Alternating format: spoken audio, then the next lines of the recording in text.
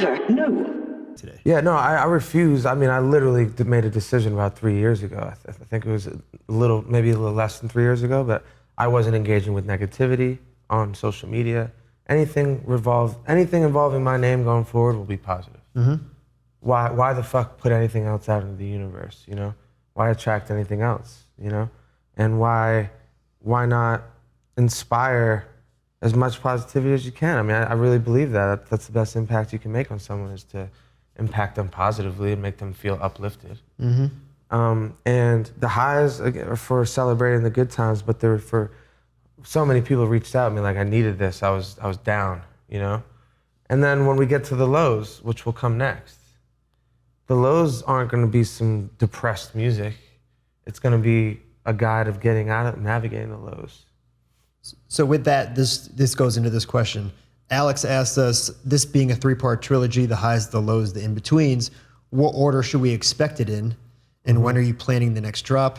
I know we just got a ton of new stuff, but I'm vibing so hard, selfishly need more. Yeah, I mean, the lows, the way I saw this in my head, I mean, this was a meditation development, part of why I preach meditation. Mm-hmm. But I was meditating and I kind of landed on this whole trilogy idea. And the highs were that, you know, that's how I developed my first deadline, because I was cruising without a deadline because I don't believe in them. And I didn't want to do that to myself unless I knew I had a reason. And I created a deadline because the highs are the summer. Sun's out, fun's out. Guns out. Guns out, you know? And, you know, what do you want to listen to? I mean, I would go out on the boat. We've been traveling, doing fun shit, and I would feel like, I don't know, if we wanted uplifting, fun music, we had to go back 10 years.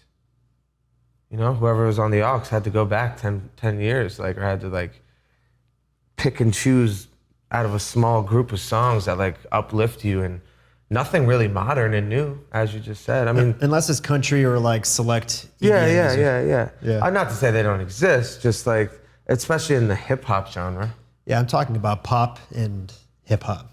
Yeah. It's just not really existing. Yeah, it's not. It's all about like being brokenhearted, and like, and I think there's, you know, love is what it's all about. You know, life is all about love in all of its forms. So I think what my friend Mike's trying to say is that true love is blind. No one's gonna get that, but cut to it.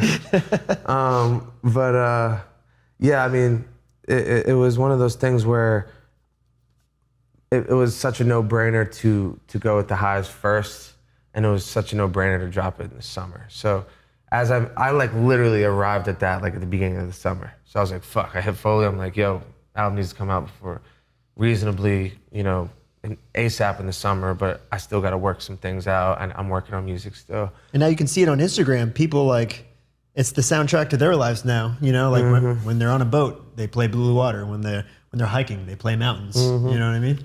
Yep. You ready?